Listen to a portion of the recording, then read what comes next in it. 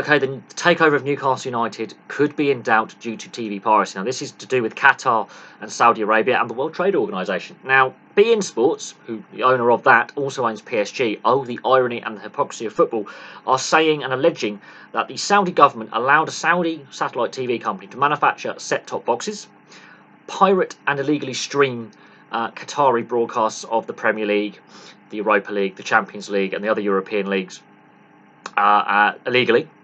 And they also allege that they've got, this is theft of intellectual property. They've got the World Trade Organization involved. Now, this has been put before the Premier League, who have got to have oversight on the fit and proper persons test. The Public Investment Fund of Saudi Arabia is basically a political business set up by the Saudi government to invest overseas. That's fair enough. The head of the Saudi government is the Crown Prince. So, yeah, this is basically what could stop this deal. The human rights allegations, nah, they've disappeared. It is basically a trade dispute and a political dispute between Qatar and Saudi Arabia. But if football authorities block this takeover deal, you can look at the rank hypocrisy of football when it has allowed the Qatari state and beIN Sports to basically buy PSG and basically buy the French league forever. Silvio Berlusconi, when he was Prime Minister of Italy, also owned Mediasat and AC Milan. So we've seen, again, a head of state, pretty much, apart from the President of Italy is the head of state, but a head of a government run a football club. No one stopped that for 30 years. 30 years he was allowed to run that club. No one prevented him from doing so. And they didn't win every year either. Oh no, they did not win Serie A every year. Other clubs in that tenure of ownership also won the Italian top flight. So PSG is a different case. But again, a guy owns a media company, has exclusive TV rights, both domestically and overseas, to sell Serie A. Also is Prime Minister of the country in question for large periods of that ownership.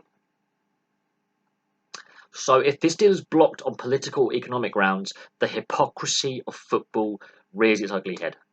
If it goes ahead, there are question marks about the integrity of the game, but they allowed Mike Ashley to buy this club when he was never a fit person to run the club. They also, football authorities, allowed him to invest in Rangers and loaned them cash in the last decade. Again, question marks there by allowing a guy who clearly had no interest in football, clearly was interested in a quick sale of the club back in 2007, 2008, 2009, and that didn't happen. He got lumbered with it. 2 relegations later, 4 or 5 takeover bids in 4 years later. We're at this point. Newcastle United fans are pissed off with Mike Ashley. They want him gone. They've wanted him gone from day one. They deserve better. Is this the right group to take over? That is another question entirely.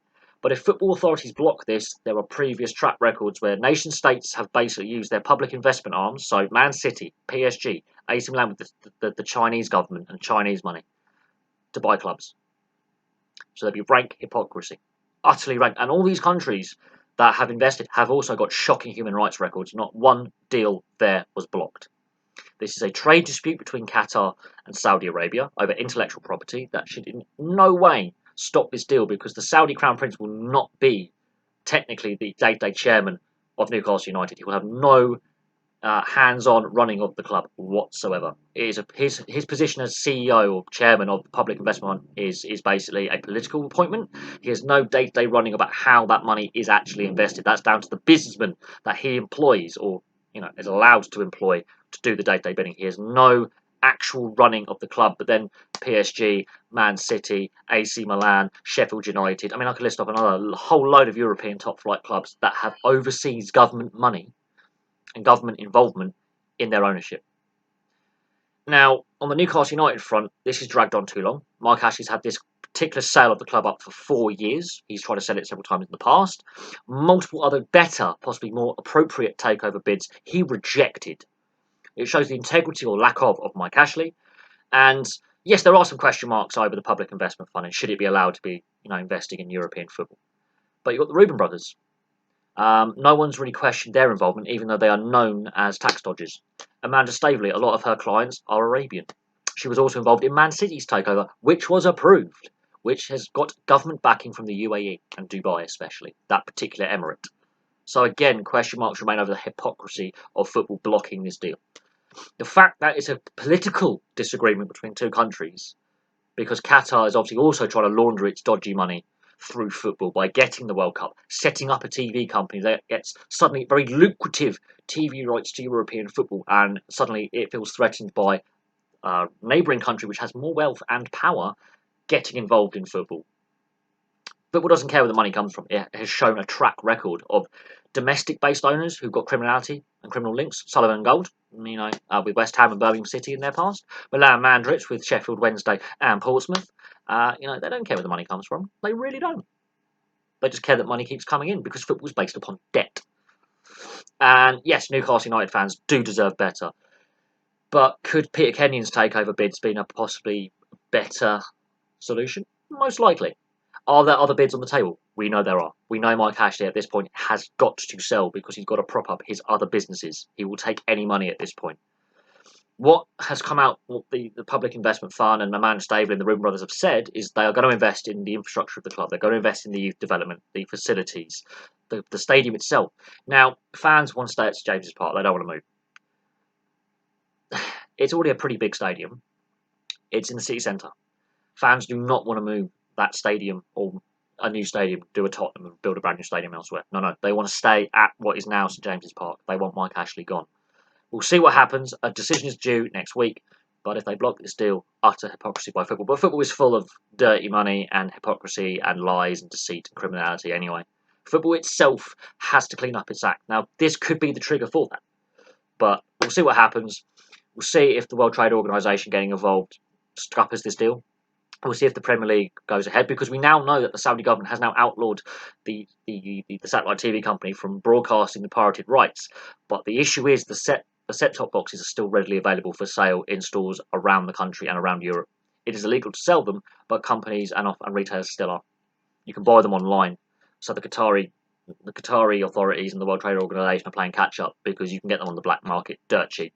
People have been buying these sort of, set-top boxes for decades to avoid paying exorbitant fees to Sky Sports, BT Sport, Setanta, ESPN, all the various broadcasters. They are readily made. There's always a loophole. They're always on sale. If this one gets taken off the shelves, another one will pop up. Because fans are slowly getting more annoyed with the amount of money they have to pay in order to watch sport, when their ticket price at the gate still keeps going up and player wages are unsustainable. And players are still digging their heels in over wage cuts and deferrals, and clubs are still furloughing staff. But they're not asking, there's a lot of problems in football. Lower league clubs could go out of business across Europe. So the sport itself needs to look at what it's about. And if this deal is blocked or is allowed to go through, it still has a lot of issues behind it on either side. I'm going to leave that there. It's a very big discussing point. But hey, football's got to clean up its act. This crisis is the moment where it needs to look itself in the mirror and do so. Because blocking the deal is hypocrisy, and those who want to get the deal through are saying, well, look, you could say, look at all the examples I've listed of state-sponsored actors and media companies who are owned by the people who want to buy the clubs, getting lucrative TV rights for decades, and the fans wanting a change, an investment, and money coming in, and a chairman or a group of investors who actually give a toss about football or actually investing and caring about the city that the club is in. But I'm going to leave that there. Thank you very much for watching. Please place your thoughts below. It's a very complex subject. I've sort of glossed over a few bits. I haven't gone into great depth and great detail because we could be here for hours, and I'd rather keep it less than 10 minutes. But thank you very much for watching. Place your thoughts below, and I'll have some more videos for you very, very soon.